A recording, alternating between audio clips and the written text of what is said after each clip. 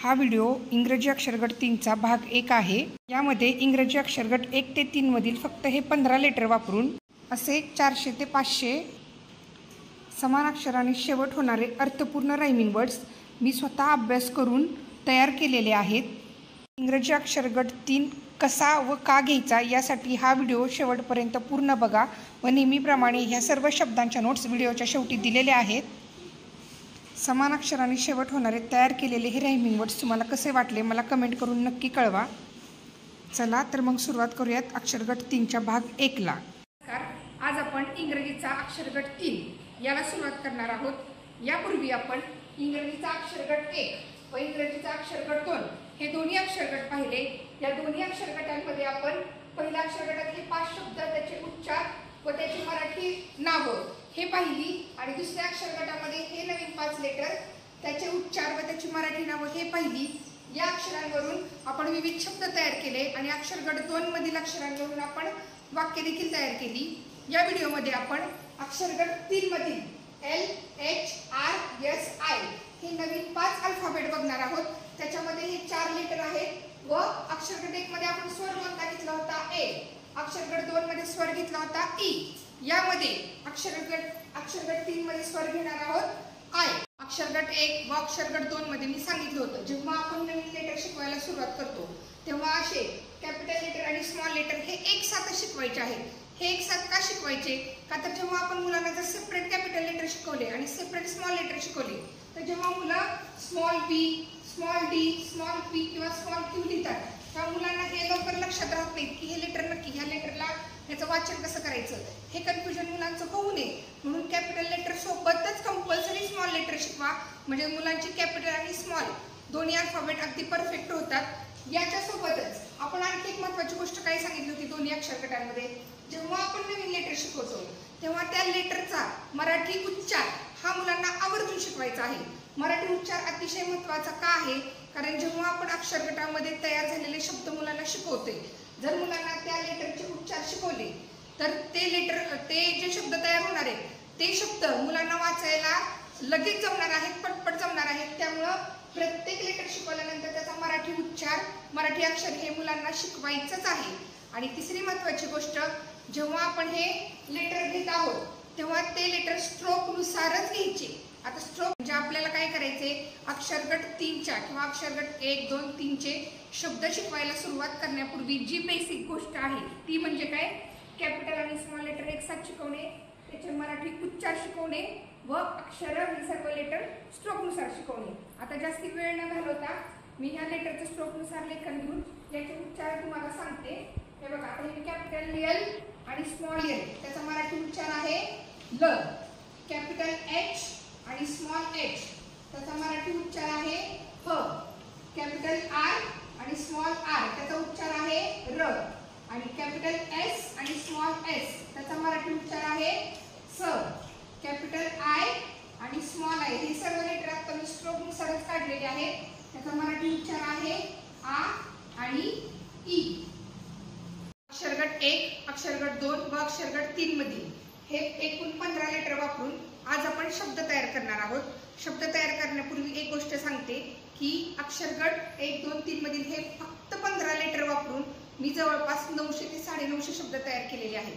आता हे सर्व शब्द मी तुम्हाला एकत्र नाही देणार कारण कोणतीही गोष्ट एकत्र दिली तर ती हजम होत नाही व ती नक्की कशी घ्यावी हे लक्षात येत नाही। यापूर्वी देखील मी काय केलं होतं मराठीचा अक्षरगट 3 5 वेगवेगळ्या भागामध्ये अपलोड केला का तर तो पालक, शिक्षक व विद्यार्थ्यांना समजावा की कशा पद्धतीने त्याचा अभ्यास करायचा आहे व जेव्हा हे 5 भाग झाले सर्वांना समजले त्याच्यानंतर अक्षरगट 3 मराठीचा मी एकत्र सर्व करून अपलोड केला। इंग्रजीचं देखील याच पद्धतीने करणार आहे। इंग्रजीचे 900 ते 950 शब्द आहेत ते मी 2 ते 3 भागामध्ये डिवाइड करणार आहे। ते शब्द मुलांना कसे शिकवायचे, पालकांनी मुलांकडून कसे करून घ्यायचे आणि शिक्षकांनी मुलांना ते कसे शिकवायचे हे मी 3 भागांमध्ये सांगणार आहे। आणि जेव्हा हे सर्व आपले तिन्ही भाग अपलोड करून होतील व मुलांचा याच्यावरती सराव होईल त्याच्यानंतर मी मराठीप्रमाणे इंग्रजीचा अक्षरगट 3 देखील शब्द, वाक्य आणि वाचनपाठ एकत्र अपलोड करेन। आज अक्षरगट 3चा भाग पहिला आज आपण पाहत आहोत। मी मगाशी सांगितलं तुम्हाला की मी अक्षरगट 3चे फक्त म्हणजे 1, 2, 3 मधील हे 15 लिटर वापरून जवळपास 900 ते 950 शब्द तयार केलेले आहेत. मला महत्त्वाची गोष्ट हे सांगायची की हे 900 ते 950 सर्वच्या सर्व अगदी अर्थपूर्ण शब्द मी तयार केलेले आहेत. तुम्ही त्या सर्व शब्दांचा अर्थ डिक्शनरीमध्ये शोधा किंवा गुगलवरती शोधा, तुम्हाला त्या प्रत्येक शब्दाचा अर्थ सापडून जाईल. आणि तुम्ही देखील मुलांना असे अर्थपूर्ण शब्दच द्यायचे आहेत. आपण हे अक्षर गट घेतोयच का मुलांचे, का तर मुलं अर्थपूर्ण इंग्रजी वाचन आणि लेखन करायला शिकतील. आपली मराठी मीडियमची मुलांना सुद्धा मनात न्यूनगंड नाही निर्माण झाला पाहिजे की मी इंग्रजीमध्ये कमी पडतोय, मला इंग्रजी लिहिता येत नाही किंवा मला इंग्रजी वाचता येत नाही. आपल्या मराठी मीडियमच्या मुलांचं, मराठी शिकणारा प्रत्येक मुलगा इंग्रजीमध्ये अगदी सुपर झाला पाहिजे. याच्यासाठी तुम्ही अक्षर गटनुसार गेला तर आपली मराठी मीडियमची मुलं देखील इंग्रजीमध्ये खूप सुपर होणार आहेत. मग त्याच्यासाठी जे शब्द तयार केलेत ते सर्व अर्थपूर्ण शब्द तयार केलेत. मी तुमच्यासोबत ते शेअर करणार आहे. तुम्ही तुमच्या मुलांसोबत त्याचा सराव घ्या. आता इथं काय केलेलं आहे, शब्द भरपूर आहेत. आपण अक्षर गट 3च्या भाग 1 मध्ये आज 300 ते 350 शब्द बघूयात. आता एवढे शब्द तर मला फळ्यावर लिहिणं शक्य नाही, परंतु त्यातले काही ठराविक शब्द मी फळ्यावर लिहिलेले आहेत. ते पण कशासाठी, मी मगाशी सांगितलं बघा, आपण हे जेव्हा लेटर शिकवलेले आहेत त्या लेटरचे मराठी उच्चार मी मुलांना शिकवायला लावले. याचा फायदा काय होतो, मुलांना शब्द वाचनात होतो. कसा होतो तो बघा. आता हे आहे IP, याचा उच्चार काय आहे, इप. इप हा याचा उच्चार आहे. आता L लेटरला मराठी अक्षर आपण काय शिकवलं, ल. Lचा मराठी अक्षर ल आणि त्याला काय जोडले, ई प. आता आपल्याला माहिती आहे त्या ई साठी आपण काय वापरतो, हे ई या पद्धतीने देखील लिहितात बघा. मग मुलांनी त्याचा उच्चार काय केला, ली प, ली. त्याच पद्धतीनं ही प, पी प, सी प, डी प, टी प. आपण LHPSD आणि T या लेटरची मराठी उच्चार किंवा मराठी अक्षर मुलांना शिकवलेली आहे आणि याचा उच्चार देखील आपण मुलांना शिकवलाय. म्हणजे तुम्हाला फक्त काय कष्ट करायचे, मुलांना हे जे आहे हे लेटर, त्याचे उच्चार आणि हे जे आपण शेवटी प्रत्यय जोडणार आहेत किंवा शेवटचे 2 लेटर जोडणार आहोत, रायमिंग वर्ड. रायमिंग वर्डच कशाला म्हणायचं, एकसारख्या उच्चाराने शेवट होणाऱ्या शब्दांना आपण रायमिंग वर्ड्स म्हणतो, बरोबर आहे. मग त्या रायमिंग वर्डनुसार काय द्यायचं. आता बघा, नुसतं हे इप आणि हे याचे ह्या लेटरचे अक्षर दिल्यामुळं मुलांनी हे सर्व शब्द अगदी पटकन वाचले. आता याचं देखील बघा, ID, त्याचं काय होते, इड. हे मी व्हिडिओच्या शेवटीच्या मी नोट्स शेअर करणार आहे शब्दांच्या. भाग 1 मध्ये 300 ते 350 शब्दांच्या नोट्स तुम्हाला शेअर करणार आहे. त्या सर्व नोट्समध्ये असे जे मी दिलेले आहेत, हे जे लेटर दिलेले आहेत 2-2, याचे या उच्चारासहित सर्व शब्दांचे उच्चार मी दिलेले नाहीत. हे उच्चार कसे करायचे, शब्द वाचायला कसे शिकायचे, तुम्ही या पद्धतीने मुलांना शिकवायचं आहे. मी फक्त ह्याचे उच्चार दिलेले आहेत आणि या लेटरचे मराठी नावं दिलेली आहेत. याच्यावरून तुम्ही मुलांना सर्व शब्द वाचायला शिकवायचे आहेत. आता याचं बघूयात, त्याचं काय उच्चार होतोय, ईड. आता लचं बघा, एलचं काय, ल. ल त्याला ईड जोडलं, लचं ई असं जोडलं. हे बघा, lead, deed, mid, bead, read, teed. याच पद्धतीनं IP हा प्रत्यय लाव, पिग, डिग, फिग, निग, लिग, रिग. आणि याच पद्धतीनं इन, हे 2 शेवटी हे 2 लेटर येणारे शब्द बघा, इन, बिन, पिन, टिन, डिन, फिन, थिन, केबिन, चिन, बेसिन, ऍडमिन.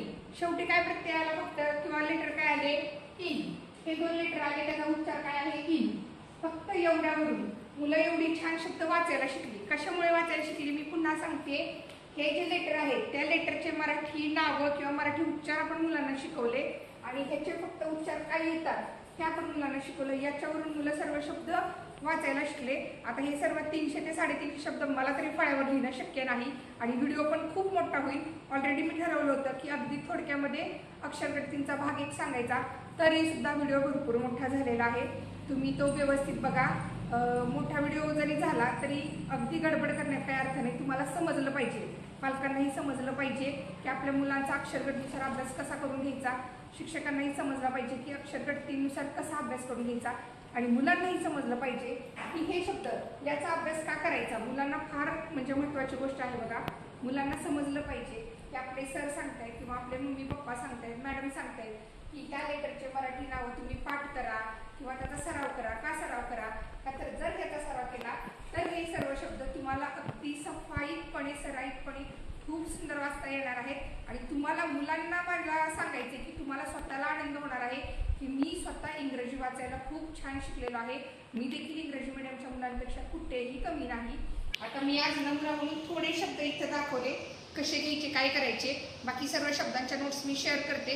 सर्व शब्द इथे लिहित बसत नाही, पण मला वाटते तुम्हाला एवढ्यावरून समजलंच असेल की शब्द कसे घ्यायचे, त्याचं लेखन कसं घ्यायचं, त्याचं वाचन कसं घ्यायचं आणि त्याचे उच्चार कसे करायचे. भेटूयात आपण पुढील व्हिडिओमध्ये अक्षरगट 3चा भाग 2. त्याच्यामध्ये मी जमलं तर सर्व शब्द देईन किंवा आणखी एखादा भाग करीन त्याचा. परंतु तोपर्यंत तुम्ही देखील मुलांना सर्व 350 शब्द एकत्र देऊ नका. असं रोज काय करा तुम्ही.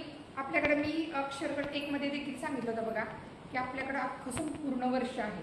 संपूर्ण वर्षामध्ये दिवसही भरपूर आहे. रोज तुम्ही मुलांना काय करा, 2री 3री पासून जर सुरुवात करत असाल तर मुलांना आज फक्त आयपीचे शब्द द्या. जेवढे आयपीचे शब्द तुमच्याकडे अवेलेबल आहेत ते द्या. मुलांना सापडले तर मुलांना शोधायला सांगा. त्याच्यानंतर दुसऱ्या दिवशी आयडीचे शब्द द्या. तिसऱ्या दिवशी आयडीचे शब्द द्या. मी सुद्धा या सरावाचे भरपूर शब्द तयार केलेत, पण इथं अगदी थोडक्यामध्ये लिहिलेले आहेत. तुम्ही देखील मुलांचा असा सराव घ्या. रोज मुलांना फक्त एक द्यायचा, एक भाग द्यायचा आणि मुलांचा सराव करून घ्यायचा. भेटूयात आपण पुढील व्हिडिओमध्ये. तुम्ही तोपर्यंत ह्या सर्व शब्दांचा सराव करत राहा. राहिलेल्या सर्व शब्दांच्या नोट्स मी व्हिडिओच्या शेवटी शेअर केलेल्या आहेत, त्या तुम्ही बघा आणि त्या पद्धतीने सराव करा. धन्यवाद.